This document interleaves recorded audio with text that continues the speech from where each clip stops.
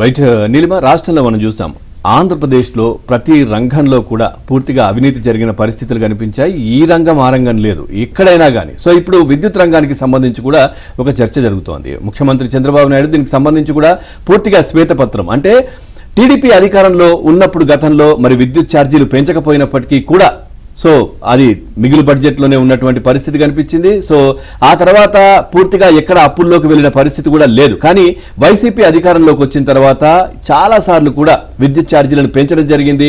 అయినా కానీ అప్పుల్లోకి వెళ్ళిన పరిస్థితి కనిపిస్తోంది. మరి ఎందుకు జరిగింది ఏంటి అనేది పూర్తిగా ప్రజలకు వివరించాలి అంటూ అధికారులకు శ్వేతపత్రం క్లియర్గా క్లుప్తంగా దీనికి సంబంధించిన డీటెయిల్స్ కావాలంటూ కూడా చంద్రబాబు చెప్పడం జరిగింది. రైట్, చూద్దాం. విద్యుత్ రంగంపై రాష్ట్ర ప్రజల ముందు ఉంచే శ్వేతపత్రం క్లుప్తంగా ఉండాలి, ప్రజలందరికీ అర్థమయ్యే పద్ధతిలో ఉండాలి అని ముఖ్యమంత్రి చంద్రబాబు ఆదేశించారు. 2014-19 మధ్యకాలంలో విద్యుత్ ఛార్జీలు పెంచకపోయినా ఆ రంగం సుస్థిరంగా ఉంది. 2019-24 మధ్య భారీగా ఛార్జీలు పెంచినా నష్టాల్లోకి వెళ్లింది.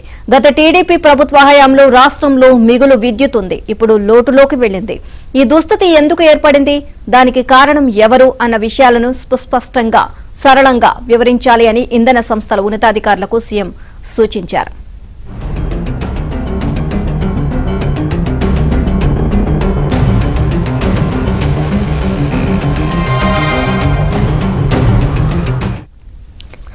విద్యుత్ రంగంపై శ్వేతపత్రాన్ని ముందుగా 5న విడుదల చేయాలని అనుకున్నారు.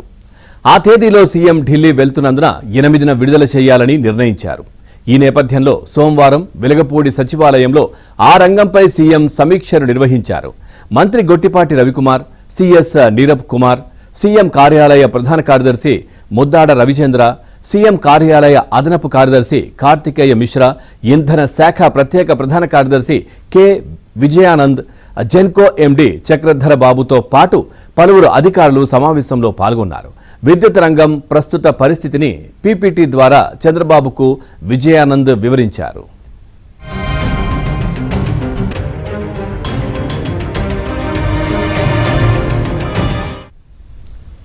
2019లో జగన్ అధికారాన్ని చేపట్టాక 2014-19 మధ్యకాలంలోని విద్యుత్ వాడకాన్ని కూడా ట్రూప్ అప్ ఛార్జీల పేరుతో భారీగా వసూలు చేశారని సీఎం చంద్రబాబు అన్నారు. మొత్తంగా 9 దఫాలు కరెంటు ఛార్జీలను పెంచి ప్రజలపై మోయలేని భారాన్ని వేశారు అన్నారు. అయినా విద్యుత్ రంగం భారీ నష్టాల్లోకి వెళ్లింది అని, దానికి కారణాలు ప్రజలకు తెలియాలి అని అధికారులకు సూచించారు. 2017 నాటికే కృష్ణపట్నం థర్మల్ విద్యుత్ కేంద్రం దాదాపు సిద్ధమైంది అన్న సీఎం చంద్రబాబు, అయినా కమర్షియల్ డేట్లోకి వచ్చేందుకు తీవ్ర జాప్యం అయ్యిందని చెప్పారు. అది ఎందుకు జరిగింది, దానివల్ల కృష్ణపట్నం విద్యుత్ కేంద్రానికి కలిగిన నష్టం ఎంత, 800 మెగావాట్ల విజయవాడ థర్మల్ విద్యుత్ కేంద్రం వాణిజ్యపరంగా అందుబాటులోకి రావడానికి ఎందుకు ఆలస్యమైంది, దానివల్ల జరిగిన నష్టం ఎంత అనే దానిపై వివరాలు సిద్ధం చేయాలి అన్నారు. జగన్ అధికారంలోకి రాగానే సోలార్, పవన విద్యుత్ ఉత్పత్తి యాజమాన్యాలతో డిస్కంలు చేసుకున్న పీపీఏలు రద్దు చేయడంతో పారిశ్రామికవేత్తల్లో రాష్ట్రం పట్ల వ్యతిరేకత ఏర్పడింది అని సీఎం అన్నారు. దీంతో పెట్టుబడులు పెట్టడానికి ఎవరూ ముందుకు రాలేదని, ఈ దీర్ఘకాలిక నష్టాన్ని కూడా విపులీకరించాలి అన్నారు.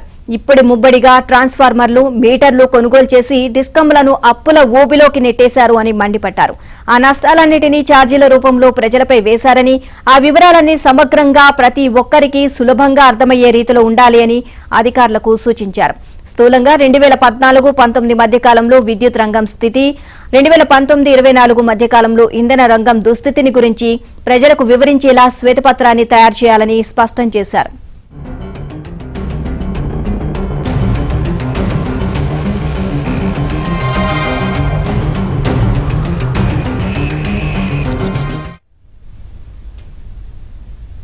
విద్యుత్ రంగంపై శ్వేతపత్రం విడుదల చేయాలి అని చెప్పేసి టీడీపీ భావిస్తోంది. దీనికి సంబంధించి మరిన్ని అప్డేట్స్ మా కరెస్పాండెంట్ సత్యాన్ని అడిగి తెలుసుకుందాం. సత్య, ఓవరాల్ గా దీనికి సంబంధించి అప్డేట్స్ ఏంటి?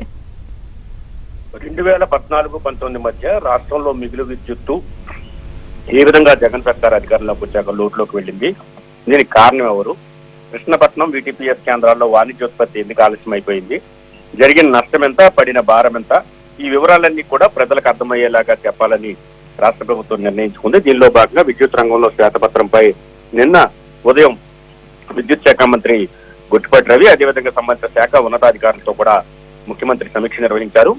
ఇచ్చే శ్వేతపత్రం ప్రజలకు అర్థమయ్యేలాగా సంక్షిప్తంగా ఉండాలని కూడా ఆయన స్పష్టమైనటువంటి ఆదేశాలు ఇచ్చిన పరిస్థితి అయితే ఉంది. ఈ నెల 8వ తేదీన విద్యుత్ రంగానికి సంబంధించి శ్వేతపత్రం విడుదల చేయబోతున్నారు. ముందుగా 5వ తారీఖునే విడుదల చేయాలని భావించినప్పటికీ కూడా ఢిల్లీ పర్యటన నేపథ్యంలో 8వ తేదీకి దాన్ని మార్చినట్టుగా మనకు తెలుస్తోంది.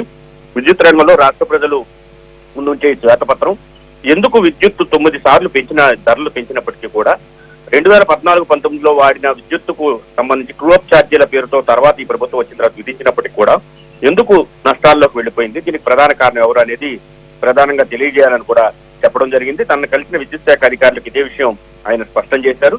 మరోవైపు ఏదైతే ట్రాన్స్ఫార్మర్లు కావచ్చు, మీటర్లు కావచ్చు, ఇష్టానుసారంగా ఎప్పటి ముప్పడిగా తమ అన్యాయులైనటువంటి కంపెనీల నుంచి, ముఖ్యంగా షిరిడి సాయి లాంటి సంస్థల నుంచి కొనుగోలు చేసి రాష్ట్రంలో ఉన్నటువంటి విద్యుత్ రంగ సంస్థలు ఏపీ జెన్కో, ఏపీ ట్రాన్స్కో లాంటి సంస్థలన్నింటినీ కూడా పూర్తిగా దివాలా తీసే పరిస్థితికి ఎందుకు తీసుకొచ్చారు?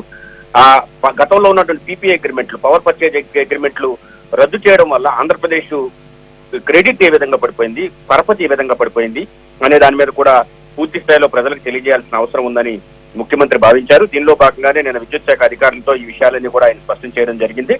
కమర్షియల్ డేట్ కు అంటే కొన్ని కృష్ణపట్నం కావచ్చు, అదేవిధంగా కృష్ణపట్నం ధర్మాల కేంద్రం కావచ్చు, ఇతర విద్యుత్ కేంద్రాలు ఏవైతే ఉన్నాయో కమర్షియల్ డేట్ కంటే ముందే ఎందుకు ఉత్పత్తిలోకి రాలేదు, కమర్షియల్ డేట్ ఎందుకు ఉత్పత్తిలోకి రాలేదు, ఎందుకు ఆలస్యమైంది, దీని వెనుకున్న అసలు కారణం ఏంటి అనే దాని మీద కూడా విద్యుత్ రంగ నిపుణులు పూర్తి స్థాయిలో శ్వేతపత్రాన్ని సిద్ధం చేయాలని ఆదేశించారు. కాబట్టి విద్యుత్ రంగంలో 9 సార్లు ధరలు పెంచినప్పటికీ కూడా అది కూడా నేరుగా కాకుండా దొంగచాటుగా పెంచిన ధరలు, ట్రూ-అప్ ఛార్జీలు కావచ్చు, ఇతర టీడీఎస్ ఛార్జీలు, కొన్ని ఛార్జీలు వివిధ పేర్లతో, ఆ పేర్లేంటో కూడా తెలియని పరిస్థితుల్లో వివిధ పేర్లతో ట్రూ-అప్ ఛార్జీలు, ఇతర ఛార్జీల పేర్లతో విపరీతంగా విద్యుత్ ధరలు పెంచేసిన పరిస్థితి అయితే ఉంది. ఎందుకు పెంచారు, దీనికి గల కారణం ఏంటి, గతంలో మిగులు రాష్ట్రంగా ఉన్న విద్యుత్తు జగన్మోహన్ రెడ్డి అధికారంలోకి వచ్చాక ఏ విధంగా లోటులోకి వెళ్ళిపోయింది, దీనికి గల ప్రధాన కారణం ఏంటనే విషయాన్ని పూర్తి స్థాయిలో సంక్షిప్తంగా చిన్నగా ప్రజలకు అర్థమయ్యే విధంగా అందించాలని నిర్ణయించారు. దానిలో భాగంగా ఈ నెల 8వ తేదీన దీనికి సంబంధించిన శ్వేతపత్రం కూడా విడుదల చేయబోతున్నారు.